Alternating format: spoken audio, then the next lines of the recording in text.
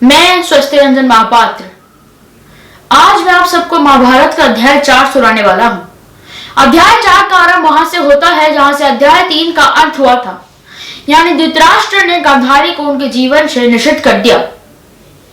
उसके बाद गांधारी इससे बहुत दुखित थी, पर धृतराष्ट्र को इससे कोई भी फर्क नहीं पड़ रहा था, क्योंकि उनको सिर्फ सिंहासन का ही मोह था और उन्होंने सिंहासन को पाने के लिए ही विवाह किया था।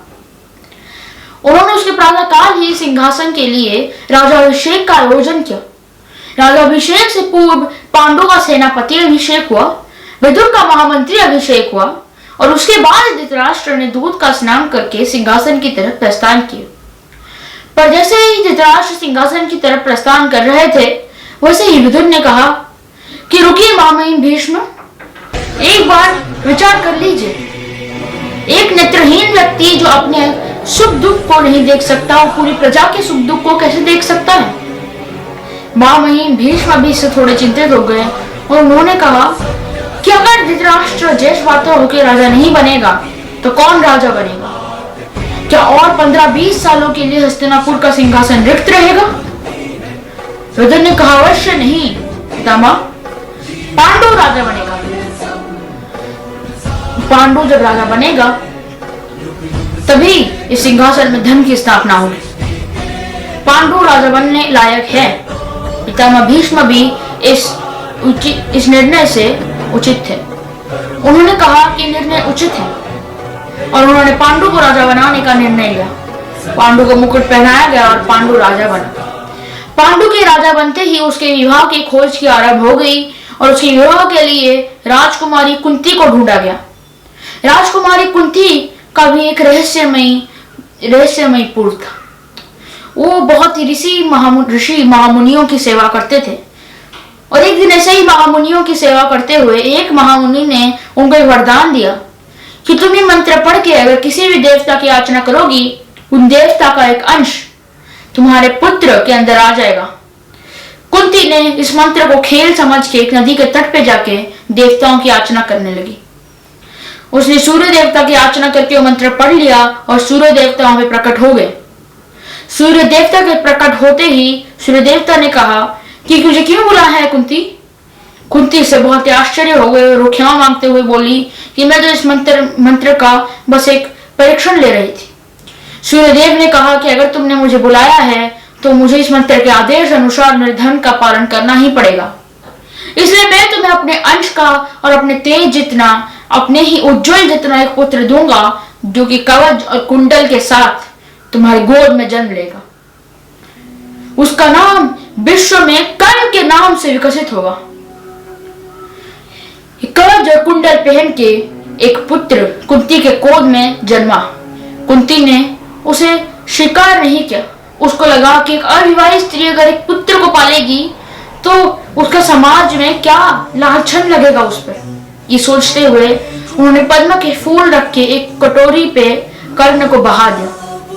कर्ण गंगा में बहते हुए सूत पुत्र अधिरथ और सूत पुत्री राधा दोनों के विवाह संपूर्ण हो गया था और उनके 5 साल हो गए थे, पर उनको फिर भी कोई पुत्र प्राप्ति नहीं हो रही थी और इसीलिए गंगा माता को रोज जाके दर्शन देते थे, गंगा स्नान करते थे और पुत्र की याचना करते थे।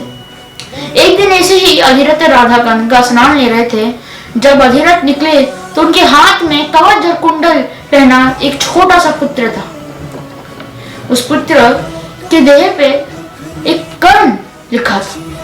पुत्र भी कर्ण कह रहा था, इसीलिए अधिरथ ने उसका नाम भी कर्ण रखा। गंगा माता इससे बहुत ही प्रसन्न हो गई। गंगा माता को लगा कि एक ने छोड़ा तो दूसरे ने ले लिया, चलो एक की तो मनोकामना पूरी हुई। पर इसका क्या परिणाम होने वाला था शायद किसी को पता नहीं था। कुंती का स्वयंवर हुआ। पांडु ने कुंती से विवाह किया और वो दोनों हस्तिनापुर लौट गए और हस्तिनापुर में ही सूत अधिरथ और राधा रहते थे। उनका पुत्र कर्ण भी अभी सूत माना जा रहा था, जबकि वो देवों का पुत्र सूर्य पुत्र कर्ण था। कर्ण ने महाराज और महारानी के उत्सव में भाग लिया और उसने एक नदी पर बाण चला के पद्म के फूल की बरसात की। जब पद्म के फूल बरसे तो कुंती ने कहा कि तो वही पद्म के फूल है जिससे मैंने कर्ण को छोड़ा था। कुंती को यह शक हुआ कि कर्ण हस्तिनापुर में ही पल रहा है। कुंती ने चारों तरफ देखा, पर उसे कोई भी कर्ण नहीं दिखा। क्यों? क्योंकि अधिरथ ने कर्ण को अपने कक्ष में बंदी बना लिया था, ये कह के कि अगर राज्य पता चलेगा कि सूत पुत्र भी बाण चला रहे हैं तो हमको राज्य से निषिद्ध कर दिया जाएगा। उसके बाद कर्ण अपने कक्ष में जब बंदी थे तब कुछ बनवासियों ने आके वो अधिकार छीन लिया। उन्होंने कहा कि उन्होंने पद्म के फूल की बरसात की है। कुंती को उसे थोड़ी सी राहत मिली। उसके बाद महामंत्री विदुर आए। उन्होंने पांडु और कुंती को सिंहासन की तरफ ले लिए। पांडु और कुंती महाराज और महारानी होने के अधिकार से वहां पे बैठे और वहां पे सारे प्रजाजनों को कुछ खाना पीना सब कुछ दिया। त्योहार के नाम पर विवाह संपूर्ण हुआ था। उसके बाद उसके रात ही पांडु और कुंती के पहली रात पे ही पांडु को एक संदेश आया कि उनके संगत राज्य में एक युद्ध आरंभ हुआ है और युद्ध का कारण यह है कि वो युद्ध भूमि में जो दुष्ट खड़ा है वो समझता है कि हस्तिनापुर का भी एक नया राजा है जो कि शायद से इतना बलवान नहीं है कि उनको हरा सके। पांडु इससे बहुत ही क्रोधित हो गए और उन्होंने कहा, कुंती मुझे माफ करना, पर मुझे जाना पड़ेगा।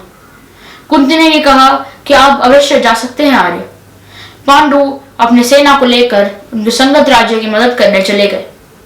कई दिन गुजरे पर पांडु वापस नहीं आए। एक दिन नगाड़ों से संदेश आया कि पांडु और उनकी सेना वापस आ रही थी।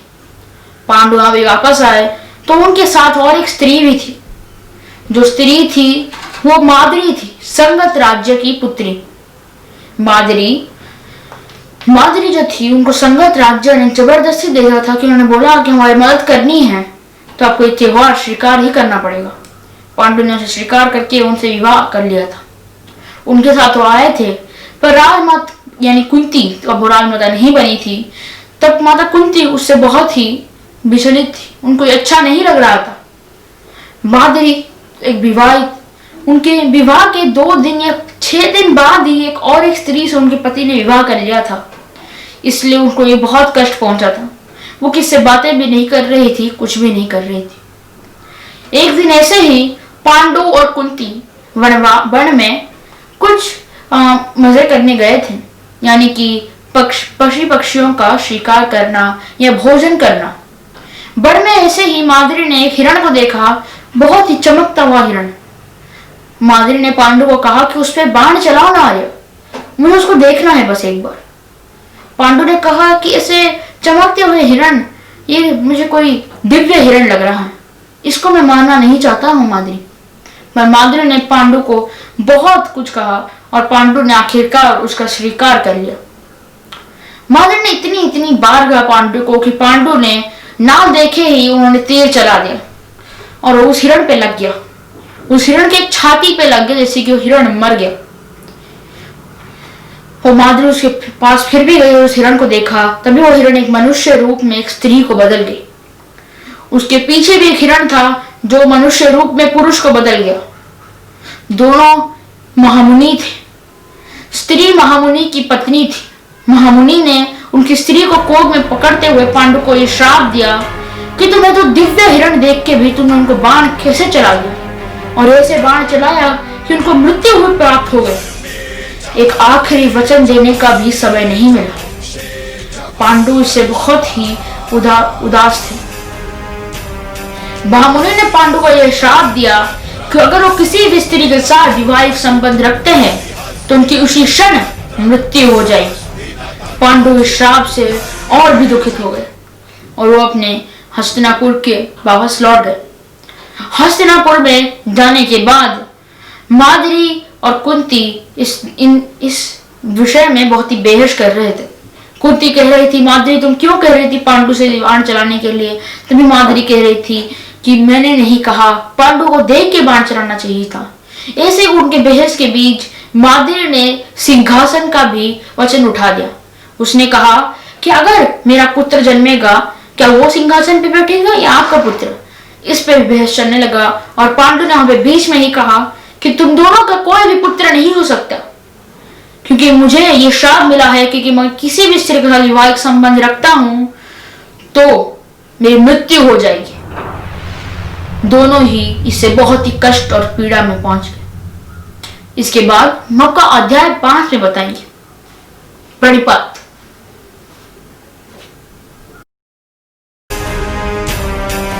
यदि हस्ति तदन्यत्र यदि हस्ति न